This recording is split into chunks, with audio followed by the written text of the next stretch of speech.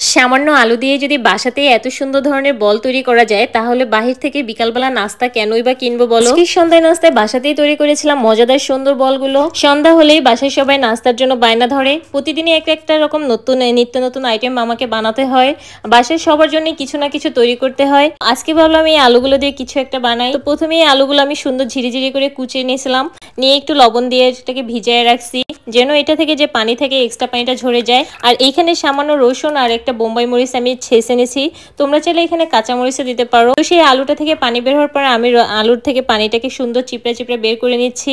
এই পর্যায়ে আমি এতে সামান্য হলুদ অ্যাড করব, আর একটু মরিচের গুঁড়া, সামান্য জিরা ধনিয়া গুঁড়া, তোমাদের বাসায় যে ধরনের মশলাগুলো থাকে আর কি স্পাইসিস। এছাড়া আমি এখানে সেই রসুন আর বোম্বাই মরিচের ছেঁচাগুলো দিয়ে দিলাম, দিয়ে সামান্য পরিমাণে একটু লবণ দিলাম, যেহেতু আগেতেই আমি এখানে লবণ দিয়েছিলাম। সেই লবণগুলো দিয়ে আমি এগুলোকে খুব সুন্দর করে মিক্সড করে নিচ্ছি। এই পর্যায়ে আমি সামান্য কর্নফ্লাওয়ার অ্যাড করলাম, এখানে চাইলে চালের গুঁড়া, ময়দা, আটা যে কোনো কিছু তোমরা দিতে পারতা। তো দেখো কি সুন্দর করে বলগুলো হয়ে গেছে।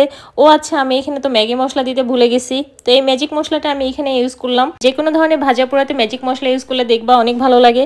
একটু হাত কেটে গেছিলো আমার, সেটাও দেখালাম তোমাদেরকে। তো এই পর্যায়ে আমি বল বল করে দেখো তেলের ভিতর দিয়ে দিলাম গরম তেলে। অবশ্যই এগুলো ফুটান্ত তেলে ভাজতে হবে, ডুবো তেলে, তাহলে দেখবে এই আলুগুলো ভাজা অনেক ভালো হবে। আর একটু সময় নিয়ে ভাজবা আলুগুলো, তাহলে ভিতরটা অনেক সুন্দর করে হয়ে যাবে। ভিতরটা হবে আলুটার সফট আর বাহির ক্রিস্পি খুব। তো এখন কিন্তু আমার বলগুলো ভাজা হয়ে গেছে, দেখো কত সুন্দর কালার আসছে আর দেখতে কতটা ইয়াম্মি হয়েছে। এই বলগুলো দিয়ে কিন্তু বাসায় সবাই বিকালে নাস্তা করতে পারো। আর অনেকগুলো বল তৈরি করা যায়, আমি তো মাত্র 3টা আলু দিয়ে এতগুলো বল তৈরি করেছি। সামান্য একটু সাথে সস নিয়ে যদি এইভাবে বলগুলো খেয়ে দেখো, দেখো ভিতরটা কত সুন্দর করে হয়ে গেছে। তো আমি এখানে ভেঙে দেখাচ্ছিলাম, একদম মসমসে হয়েছে আর খেতে কিন্তু ভীষণ মজা লাগতেছে সস দিয়ে। এটা কিন্তু চাইলে তেঁতুল টক দিয়েও খেতে পারবে। তো আজকের ভিডিওটা এই পর্যন্ত, সবাই ভালো থাকবে, সুস্থ থাকবে।